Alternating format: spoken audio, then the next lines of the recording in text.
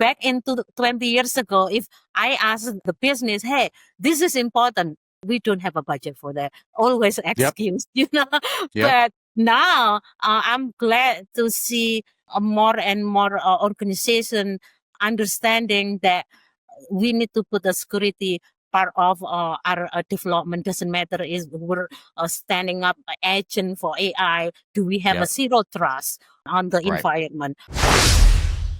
You're listening to Protect It All, where Aaron Crow expands the conversation beyond just OT, delving into the interconnected worlds of IT and OT cybersecurity. Get ready for essential strategies and insights. Here's your host, Aaron Crow. Awesome. Thank you again for joining me on another episode of the Protect It All podcast. Today, I have Sue with me here today. So thank you so much, Sue, for taking time. As it happens a lot of the time with these is we have to worry about schedules, and we both have jobs, and everybody has life and all the things and travel. So thank you so much for being kind with me and rescheduling. We were supposed to do this earlier this week, and you were very gracious in rescheduling this. And thank you so much for being here. With that, why don't you go ahead and introduce yourself? Tell us who you are, tell the audience your background, all the fun things that we need to know about you. Yes. Thank you, Aaron. I'm glad to be here and honored and humbled to be here. So thank you for having me. It is something that I'm having the same background as you. I'm passionate to educate people and to get them awareness about specifically in my field, in cybersecurity field. My background, I've been developer before, prior my career in cybersecurity. I'm always, as a person, I'm always curious. And that landed me the job into cybersecurity because of my curiosity. When I was a developer back in early 2000, I was already developer prior, entering the workforce because I'm specialized in developing application when I went to college. So I developed different languages. Back then is, Java is a more prominent language that we do. Even in the early days, I was developing Fortran and COBOL, all stuff. But the logic, developing application, the method, the algorithm, all the same, pretty much what other language that they're using today. So I've been in cybersecurity for 15 years. Prior that, I was a developer. Throughout 15 years, my career, I seen the landscape, the trend, back in early 2000, maybe 2010. There is nobody actually understand what cybersecurity is, Right. So, and a lot of time when I was trying to present my case, it doesn't matter, is related credential, related to the data and the production data being loaded in a lower environment where all the unnecessary access need to be protected. Back then in 2000 not really existed, people like foreign. So now that I'm been in cybersecurity for 15 years, I see the threat landscape is more evolved, is more advanced. That's why we need to have a cybersecurity skill that align with, not only protecting the information, but also understanding what is coming in the horizon. We need to be able to do that. And curiosity is something that anybody, it doesn't matter me or other cyber professional, that can get them ahead of the game if they have that mentality mindset. So I've been in a different company doing mainly architecture, leadership, some engineering activity, and also culture transformation, because everything that we do in cybersecurity is impacting not only the technical side of it, the processes, the people, the culture. And the big problem that I see so far is, you can have the most advanced technology, but if your company is not really adapting mindset of cybersecurity on the culture, is not enable cybersecurity, then technology alone is not allow you to protect your company. You need to have Absolutely. a workforce that enable to protect it in a more like not only just a short term, but it's a long term trajectory. That is something that basically my background throughout these 15 years in cybersecurity. I love that. You're 100% right. I've said that many times in different ways, but you've got people, process, and technology. It's really easy. The things that are in the news, the things that people focus on when you go to conferences, the things that people are showcasing, it's all technology. It's all the newest capabilities and technology and all the things. But the irony is as a consultant, or when I'm brought in because of an incident, most of the time the things that were wrong, or the things that are wrong, are not fancy, sexy craziness. It's because they weren't doing basic things. They didn't have Exactly. basic processes. They didn't train their people, right? Their people didn't have cybersecurity as part of their process, or thinking about. They didn't do like all of these types of things. It wouldn't have helped them if they'd have had the newest, fanciest technology. If their people aren't using it and the processes don't support it, it's just sitting in the corner collecting dust. Exactly. And then they don't take action, right? Yeah. So Yeah. taking action out of on the detection, out of the data that we are collecting from the tool, from the detection, is more important than just detecting it. So sometimes organization, we have a good tool, we have a good. No, you have to your point, you need to train your people. You need to get the mindset that certain thing that they do is impacting the cybersecurity risk. And if they don't, like the process itself, if they don't define it, and if they don't have a documentation so that people can follow, doesn't matter its configuration, doesn't matter of a skill set to train people. If they don't have it in place or program, then a tool itself is not going to get them anywhere. Well, and also we go back to, we've seen tools that have failed. We see processes fail, internet goes down, like all sorts of things happen. And so I've got kids, and my oldest is 16, and he was at a friend's house a couple of weeks ago, and he had to call us because he was running late getting back for curfew. Right, he had a certain curfew, and he would have made it on time, but his phone, which he was using, his phone for GPS, Yeah. to get from this friend's house, which it was the first time he'd been to this friend's house, and he was using his phone as a GPS, using Waze or whatever to get home, and the internet, or the GPS stopped working. And he didn't know how to get home from where he was back to where we were. So he just kind of pulled over on the side of the road until his phone started working again. And he called us, like his cell phone was working, but the GPS wasn't. So he called us. So that's an example of, he had the amazing tool, but he didn't have the basic understanding of navigation of where he was and how to get home. Like, back in my day, I'd have pulled out the map, or I'd have probably known where I was anyways, but I'd have pulled out a physical map, and I'd have had the map with me, or I'd have gone to a gas station and asked somebody how to get home, type of thing, right? I didn't have a cell phone. I wouldn't have been able to call my parents on the side of the road, right? I'd have just had to figure it out. I know that scenario is resonate with my daughter. I have a 24-year-old daughter. When she was 10 years old, we ran some truck because we didn't have any truck, and the truck that we ran is all enough that you can you don't do the button, but you just crank it on the window. And for her, it's like, wow, this is amazing. For me, it's like, if we don't have a technology to push the button and pulling out. So to your point, kid this day doesn't really so dependent on technology and so dependent on information. That's why we need to guard it too. So on the minor across the globe, that is not only consuming the correct information, but also being protected from harm, because to your point, the moment that GPS went to side road, give you a wrong direction, it happened. Yeah. Google, it happened. Yeah.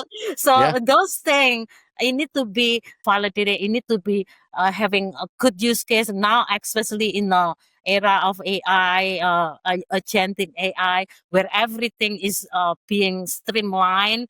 We need to be careful on that too. That's Yeah. why security it need to be embedded into those AI era, because now we're trying to catch what the business want, and security is always trying to put in behind. But now that all the business know hacking, ransomware happen, they have some idea that they want security be part of it, which is a good thing. Back into 20 years ago, if I asked the business, hey, this is important, we don't have a budget for that. Always Yep. excuse. Yep.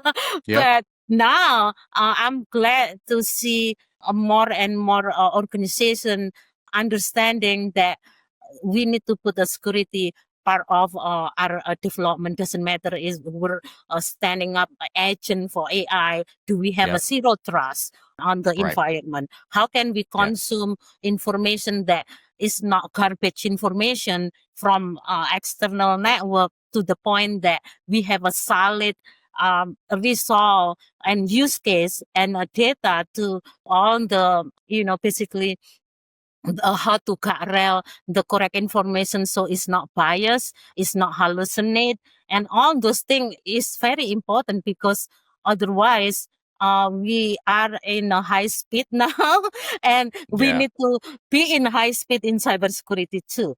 It's not only just AI development, but how we can corral it to align with the velocity in developing, AI era, AI work.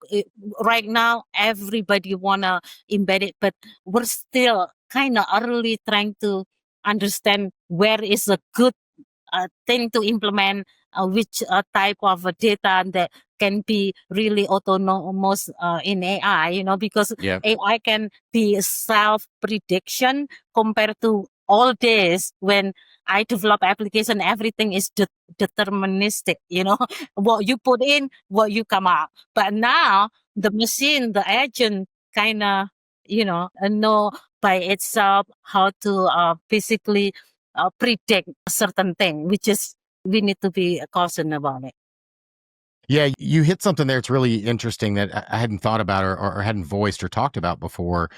And, same as you, like I've been working in this industry a long time, and a lot of the time, cyber and even technology, even beyond cyber, but technology has many times been the no. Right. No, you can't do it that way. No, we need to slow down. No, we need to take this through architecture review boards, and we need to test this, and we need to pilot this. And a lot of times I've noticed either myself and or other organizations within the business, slowing down the process. And many times the business gets frustrated. Many times the business goes around you.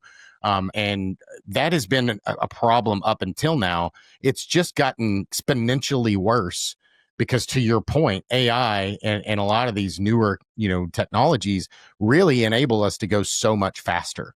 Right. So if we try to go at the speed we have in the past, where, it takes 6 months to do something and before you can onboard something, they're going to have already piloted and tested it and implemented it before you've ever even got it to the first architecture review board. And then it's too late because then it's part of the process and they're not going Exactly. to take it out.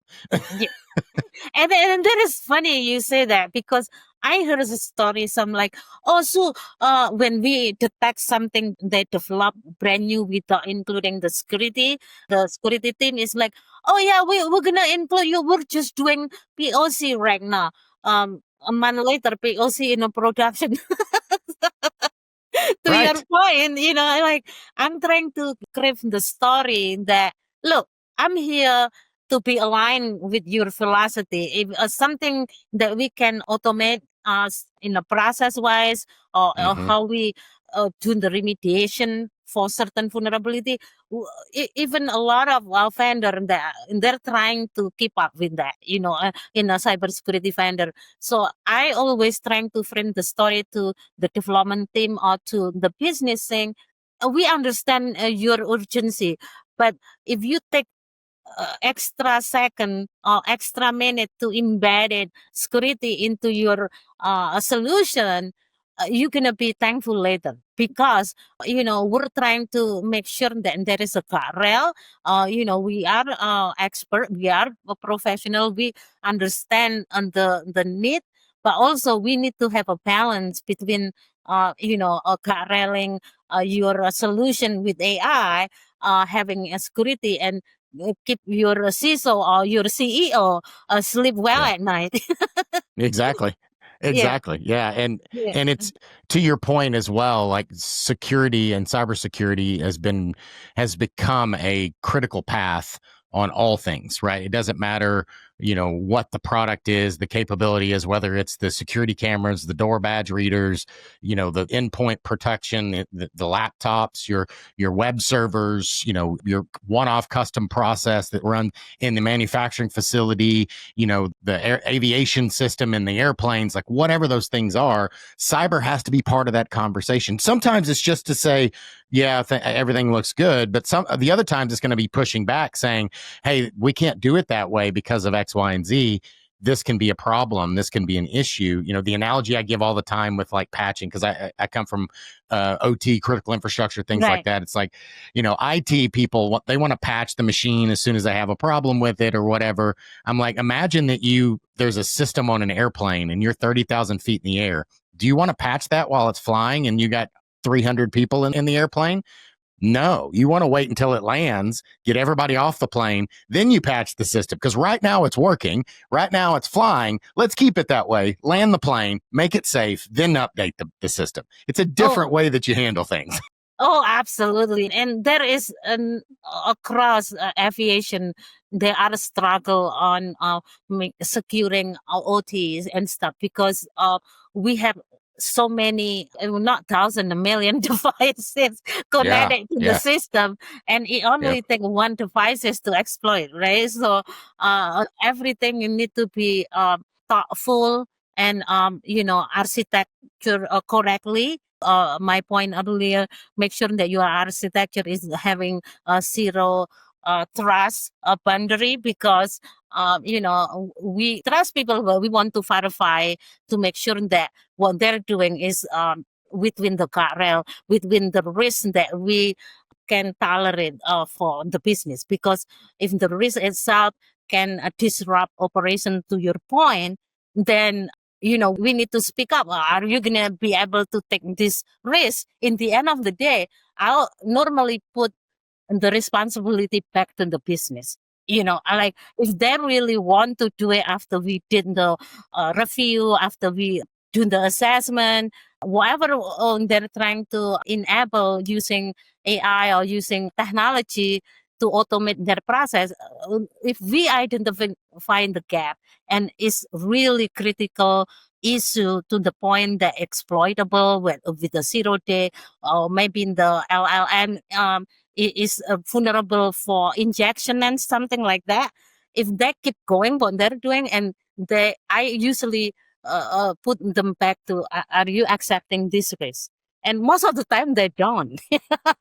So if you don't, then give us more time to have a time to put the guardrail in place, because we need to fix this. We need to have a processes to enable patches, not only just one time, continuously, right? Because the vulnerability is evolve over time. Whatever we identified 6 months ago, it might not be vulnerable until now. So those things, sometimes we have to create the story to make sure that they understand in the simplest way, because business doesn't really understand what is behind the scene, right? So Absolutely. it's really something that we need to collaborate to work together, so. I love that so much. And I've learned that over my career. It's all about, one of my mentors, and I say this a lot. I just wrote it in an article and the editor wanted to change the words because it's not correct grammar. And I'm like, no, we're keeping that in because I say this all the time. So I just wrote an article on NERCSIP. But anyways, the saying, and again, it came from one of my mentors, and it was like, all business is the people business. And what they meant by that is it doesn't matter if you're the janitor, if you're the engineer, if you're the CEO, it's all about relationships. It's all about, you know, doing People. things, Mm-hmm. people, right? And it's all about, we're all salespeople. Like we don't Mm-hmm. think about ourselves in that way. We are selling our ideas to Exactly. whomever we're trying to talk to, right? So all of this is, as a cyber professional, as I can be an engineer, I can be a developer, like you said, all those types of things. You are selling your vision, your justification, your reasoning to your boss, your teammates, the executive leadership above you, your clients, your customers. You are selling your vision of why this way, why these needs, all those types of things. So to your point, when you're pitching an idea, you're pitching a product, you're pitching a change, you're saying, hey, we need to do these different things. This is all sales. It's all putting it in the language that people understand. And Exactly. it's not about the buzzwords and overwhelming them with technology and how smart you are, because none of that helps sell the story that matters. Because all that matters is will they say yes? Yeah, it's funny you say that. I was speaking on aviation in Europe, and I was as a speaker, I also watch some other CISOs speak up on there. And this is, I don't want to disclose the company, but this is a big company, a cybersecurity firm company, and he speak about espionage, about cybersecurity term that all audience are engineer and database professional, like data analytic and stuff. And then they came to me, so you are in the cybersecurity professional, right? You understand what he's saying? Because I don't understand at all he talk about is a big buzzword that we cannot correlate. And I do understand because I'm coming from cybersecurity. But I heard you, if I'm in your position, I will not understand what he's saying. So Right. to your Yeah. point, it doesn't matter if you're the smartest cybersecurity professional. If you cannot articulate the simplest way to the background of our audience, then might as well not speak, because they just go above their head. And a lot of people just doing the texting because they could not correlate what they're saying, what he's saying. So to your point, we need to be able to articulate like a sell person to make sure that other aisle can digest what cybersecurity objective you trying to convey them, so Yeah. yeah. Absolutely. It's such a big thing, right? It's, again, I grew up as being that engineer. My career grew because I was, quote unquote, the smartest person in the room for my thing at the time. And that was always the way that I grew my career, is like learn stuff, be the best at this thing, Mm-hmm. and you'll excel your career. And I got to a place where I realized that was not enough. It wasn't going to take me further. Like I was going to hit a place where I couldn't really excel anymore until I started learning these other skill sets. And those are the people side. It was the sales side. It was the influence, how to win friends and influence people, and how to do a PowerPoint presentation, and all the things that I learned and did along the way. It's why I went to, Ernst & Young, Big Four Consulting, and did all those types of things. And it's sometimes frustrating because, I've said it myself, I think consulting firms, all they do is create PowerPoints.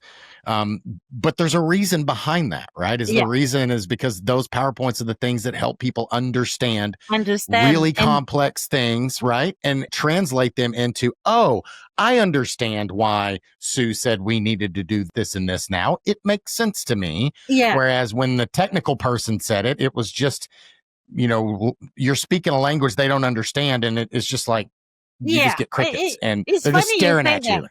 It's funny you say that, because it happened to me a lot. I have to put a different hat when I talk to different people. When I talk to executive people, they care about, okay, what you need from me, very simple. Do you need resources? Why we need it? And what is the issue you're trying to solve? And how much money you need from me? That is their approach. And then when I talk to the developer, I need to have developer language to talk to them. Hey guys, if you use this method, if you have a third-party library that you calling your first method that is vulnerable, then you need to update your third-party library first, and to make sure before you deploy is up to date, so it's not vulnerable. So those things I have a different head to speak. Of course, when I talk to mid management, is talking about resources that need to be in part of the project, that and to support me to do that. And it is to your point, we need to really be cognizant to whom we talk to, because if your objective trying to get budget, then don't talk low level like you talk to a developer or engineer, because they're gonna be like, "Oof, okay, move on." So Absolutely. And yeah, that's the thing, right? Is you hit the nail on the head. And it's funny, we have conversations on this, and we're both cybersecurity people and technologists, and you're a developer, and but all of those things don't matter if you can't have these simple conversations, if you can't put on the right hat of the person that you're talking to and understand the conversation you need to have with them, right? It's easy to talk over their head and prove how smart you are, or talk the latest buzzwords, and awesome, you're smarter than me. But exactly. you still have to make me understand why it should matter, and why I want to spend money on it, why I want to put people on that, why I want to change the direction of our company, or change a process, or hire a person, or fire a person, or Mm-hmm. whatever those things are. Many Yeah, times those are people conversations. Those are personal conversations. They're beyond just the technical stuff. You need to have the technical stuff to back it up, but yeah. many times it's that other level conversation that is the more powerful one. Yeah, sometimes I also mentor a lot of young, workforce in cybersecurity. I went to a different platform to mentor them. One thing that I always told them is like, you need to be able to think out of the box. Because if you cannot do that, then you're gonna be stuck in your career. So what is trajectory of your career 5 years from now? What you want? Are you gonna be analyst for 5 years from now, or you want to move to different field where you want more challenge for what you're doing? I'm always trying to encourage them to be curious, because like saying, the reason I'm at where I'm at is because I'm always curious about what is after this, after AI.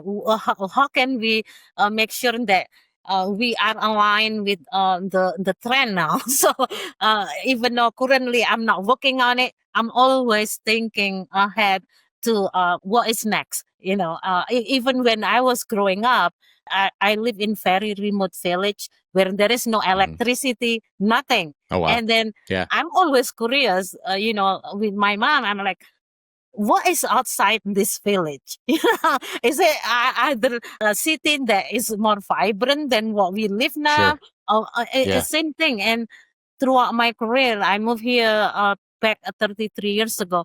And always that curiosity when I was little carry on, over time. And it's really benefiting me. And I always taught my mentor, like, be curious. It'll take you so far. Yeah, 100%. I was also a curious kid. My dad would bring home, old electronics, like old phones, like the old rotary phones. And Yes. I would take them apart and take all the components out and figure out what they were and put them into buckets. And like he had this whole box. I think his work upgraded their phones, and he just took them all home because he knew I would just play with them. So I was just tearing them apart and looking at them and not being destructive. Just I was really interested to figure out, why do all these things work together, and what is making this phone do the thing, like what is all in here that makes Yeah. it do it. And I did the same thing with computers along the way, and I was always just able to tinker and figure out things, Yeah. and it led Thinker. to Yeah. working on cars, and Yeah. working on engines, or not that I was ever a mechanic, but I've always been able to kind of figure things out and build a wall, or do plumbing, or do electrical work, or whatever, that type of stuff. I've always dabbled in those things, to your point, because I had a curious mind, and I was just like, well, I can figure that out. And now with YouTube and AI, like, Yeah. it's simple, right? It should like you can Everything is basically walk through. accessible to your Yeah. fingertip. Yeah. So, but how you leverage the information to enable your aspiration, your desire to basically improve yourself through learning, right? So I always tell my kid, it's like, it's up to you. We have all the avenue out there compared back then, before you were born. It's not widely available, but you Right. use it to focus on your personal development. Don't do something crazy and harm. I mean, you will waste your time, but you have to be cognizant and thoughtful what objective that you want to learn from all the avenue that we have from even a lot of LMS now learning a system is online. You don't have to be physically in a person, which is awesome and can be accessible Yeah. everywhere. Yeah. Absolutely. Yeah, it's amazing the irony though is that I see it in, again, I've got 3 kids at various ages, the oldest being 16. I see it in, it also can make you lazy. Lazy is not exactly the right word. Complacent may be a better word. Yeah. Right.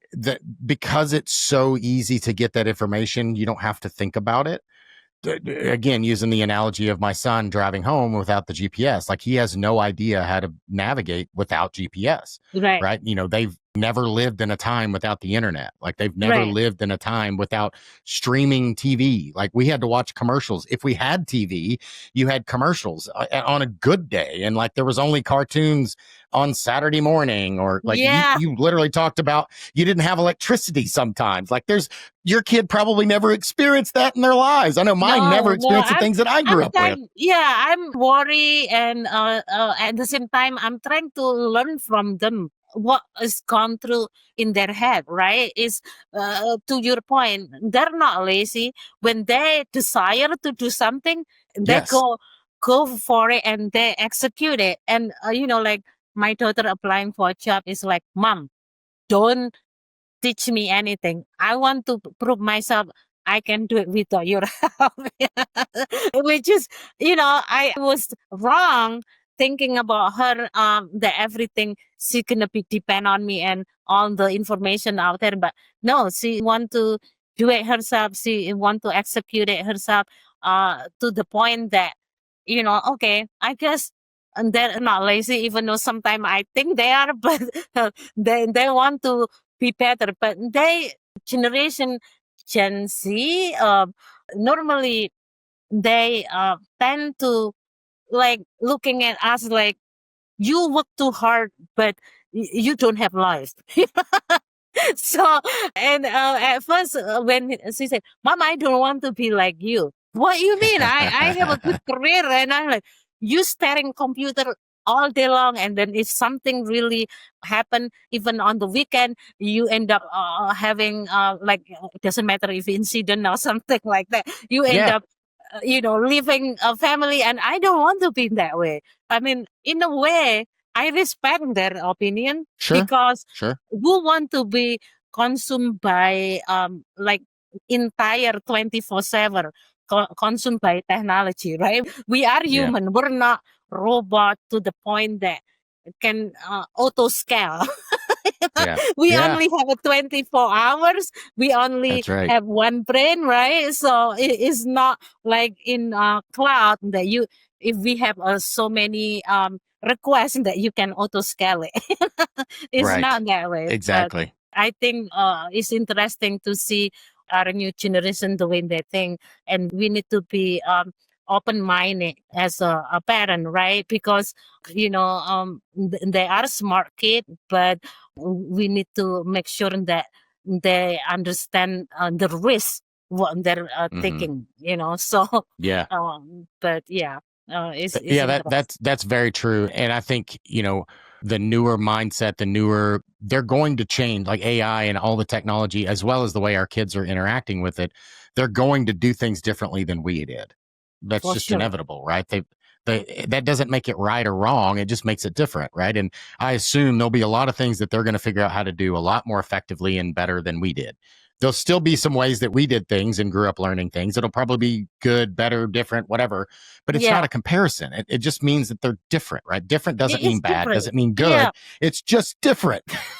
it's just different. It's because the era of when she was born 24 years ago, you know, um, a lot of changing in the world after 9/11, Yep. cybersecurity, ransomware, kid being exploited in social media. Even they have some cases, story that horrific that people committed suicide because of the work that they put it in social media and stuff like that. And we as a parent, we need to, how can we protect this young generation, because this is our future, right? So as much as we know so much in the past, how can we make sure that this kid equipped what is coming faster than we anticipated, like AI? Yeah. How can they be okay dealing with the new trend so that they don't get harmed from it? So it's always in the top of my mind about these young children. How can we make sure they have awareness of the danger? So what are some of the big things that you see coming as far as like, you talked about AI coming and, kind of awareness of things that are coming. What are some of the struggles that you're seeing in the industry today? I know, 20 years it's been a long career of seeing things, but the trends are different and they're happening faster from my perspective. Like it seems to be way more frequent, way more, impactful. So what are some of the things that you're seeing and noticing? Yeah, I'm more like how can we govern AI? Yep. It's Right. like there is so many benefit, but it's also there is harming too if we're not having a governance around it. So I think a lot of people trying to uh, keep up with, having AI enabler, but how can we govern it? And if we're not engaging like cybersecurity governance on AI, so to make sure that AI is not biased, to make sure that AI is provide us good result as expected, Hmm. we need to have some governance around it. And governance doesn't matter if we need to have some access properly, like not consuming information from widely in the internet that can generate some bias where it's not having use case or data attribute that is already been tested and used in lower environment first. We don't want to deploy something that have no guardrail in it. And that is what I am projecting in the future. Is the same thing. What I don't want AI is burst like everybody clapping. Because part of it is AI has been the top mind of, I've been in a conference talking to CTO, COO, or CEO, CISO. They're trying to keep up with it, but Hmm. at the same time, they're worrying that we don't have enough skill even to implement a guardrail to it. Yeah. So Yeah. I always encourage whatever the objective on the goal of the project that they are trying to do AI, make sure that there is a governance. It doesn't matter is being scanned, the code being scanned, being tested, does have a human loop until the AI is giving us confidence to give us a result what is expected. Otherwise, human loop is still gonna need it and over and over, because a lot of like action do they have to have solid validation and AI itself speed up. Like I read not long ago about IBM. If I plug in USB in my computer, is it good? And the AI speed up, like, yeah, it's good, and you can actually do some exploitation with using USB and stuff like that. I'm like, no, that is wrong. So we still need to have that human loop until we have our confidence level high enough. And of course, certain business, we need to be cognizant if there is involving us people's safety. uh, you might want to not use it right away. You want to make sure that your model, your use case, your data are enough to give you that confidence. Otherwise, people's safety in jeopardy, right? For banking, it's not necessary about people's safety, but if you're talking about medical devices and stuff like that, using AI, it's a different ball game. Absolutely. Yeah. Obviously, I've spent a lot of time in critical infrastructure, OT, that kind of thing. And we do things a lot slower many times in those spaces. We'll implement things a lot slower, take a lot more time, really test it out, make sure we're confident in it. And usually we're going to have alternate paths. Like, you're going to have an alpha and a bravo. You're going to have an A and a B option. So if primary fails, I've got a backup. And that doesn't mean just like a backup device. It means a backup path, a backup process, so that I can, break glass in case of emergency and pull out the manual process to really be able to still do the thing, and be able to get home, right? Because lives are at risk many times in these scenarios. Exactly, right? exactly. We need to really understand the objective, what you're trying to implement. Otherwise, people just plug in the AI without any consideration, and it's going to be chaotic if people are not consider governing it and what type information and how they're being used. So safety is always number one. It doesn't matter business or cybersecurity. If that is jeopardize people's safety, you need to put really thought to it. It's not only just, okay, I want to stand up solution and then be done with it. No, Right. This is human life you dealing with. If impacting human life, you have to put a guardrail in it. Absolutely. Yeah. So we talked a lot about different things along the way. What are the come up over the horizon? What is the one thing? And it's probably some of the stuff we just doubled down on, but what's one thing that you see come up over the horizon that's exciting? And maybe one thing that's a little bit scary or concerning that you see in trends or that may be coming? Yeah, in cybersecurity, because I am very involved with shift left strategy, trying to implement cybersecurity in an early state instead of afterthought, after being deployed. I'm always that way because my background is a developer. What is a good thing about AI in a cybersecurity, as you know, if you have a function in cybersecurity function, there are always a small group of people. It's never really a match with IT workforce. Sure. Cybersecurity either 1 to the 10. We're lucky if even 3 to the 10. So it's always limited resources. With AI, I think we can leverage so much to do the processes, the automation. Like for example, if we want to perform a risk assessment, if we are standing up agent to perform a risk assessment where the agent can really learn about different, threat modeling, the vulnerability that tied up to API, or for example, even though we're not going to be knocked down 100% of it, even though if we have a 50% of it, that's less burden for cybersecurity folks. The most, I call it the low hanging fruit. If the AI can help us with the low hanging fruit, then we can focus more a prominent issue that maybe we have access control that we need to focus on, where it cannot be detected by system or by automation. So we, as a cybersecurity professional, we can focus what matter most in with AI. That is exciting thing for me to see the even the like a threat modeling, the more vendor using AI, or even the detection, even the remediation, auto remediation. They have agentic AI that will call certain capability and update the library automatically without any like so many resources to do so. So that is a positive side of it.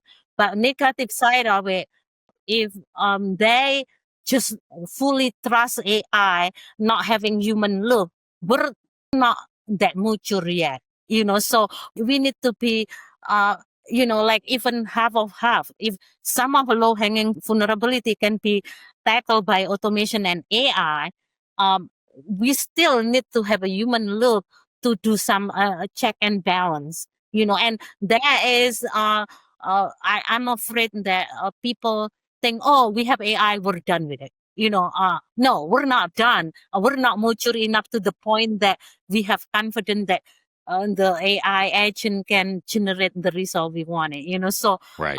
there is a bad and good about that. So a Yeah. lot of people are trying to sell the product. Oh, this is AI, but when we integrate it into the environment, like that's not that good as that thing there. Yeah. I mean, it reminds me of all the smart devices that showed up in the market, 10 years ago. You got AI, or you got embedded IP addresses in your toaster oven and your coffee machine, and it's just like, I don't need my coffee machine to be smart. I could just go click the button. Like, I don't. Right. Yeah, I get it. Like, I don't need everything to be smart. Just like I don't need everything to have AI in it. Like, everything doesn't have to have AI. You don't, like, software developers, companies, startups. Every product does not have to have AI in it. Like, it doesn't. And you go to RSA, you go to Black Hat, you go to these technical conferences, Yeah. and they all have some kind of AI flair on it, because that's what what's your AI capability? You have a local model. Like, what can you do with AI? It's, oh my gosh. Like, we've been doing most of them aren't even true AI. It's just automation. It's LLM, it's scripting, it's whatever, Exactly. but they have AI. Yeah, and that thing is like, unless you are in a research program, you can speak up what it is. To your point, some of solution is very premature, being deployed and present it to a client or customer, and they claim themselves, oh, this is the best of the best. I'm like, hold on. Don't do that, because you're gonna have a pushback. Like, everything cannot be just enable AI. So Exactly. yeah, Well, but and we already established that many times it's just about doing the basics, and you don't have to have the fanciest tools to necessarily do the basics, because having good password management, making people use multi-factor authentication, like there's just basics that you can do that don't need AI, don't need and are AI. not fancy or Exactly. expensive. Yeah, I mean, a lot of hacker. I'm a white hacker too, so Yep. a lot of hacker. If they can identify SQL injection, and SQL injection can be mitigated or can remediate it very easily. If I can exploit it with most common vulnerability, most common thing that can be exploited, that means their cybersecurity hygiene is not that good. So I Right. can go to Yeah. the access control and stuff like that to get into the database backend. If the small thing they cannot tackle, that mean. But to your point, people don't really fix the most basic, but they want more advanced to the point crashing, right? Yeah. Yeah.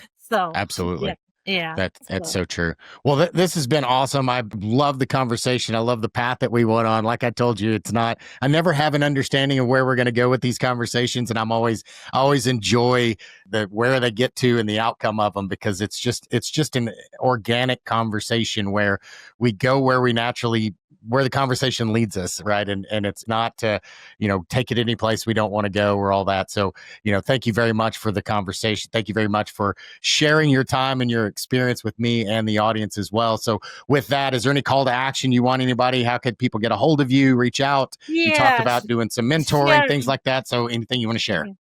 Yeah, I'm currently standing up startup still health company called Dark Defensive.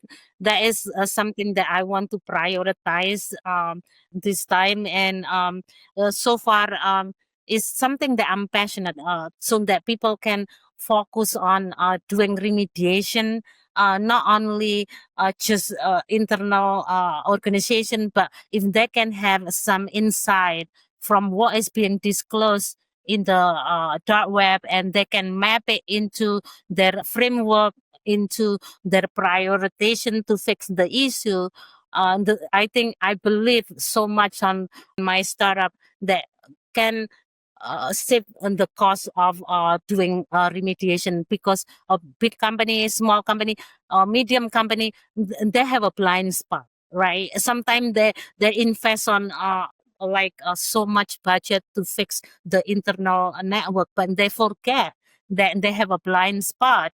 Then they need to put it into equation to prioritize, to map it, whether or not their credential being leaked, and they're being have a ransomware ready to target their organization. Hopefully my solution can help the organization to prioritize what matter most to fix their vulnerability. And that is just something that I'm passionate about, and I want to put it into solutions so that people can help to protect their organization.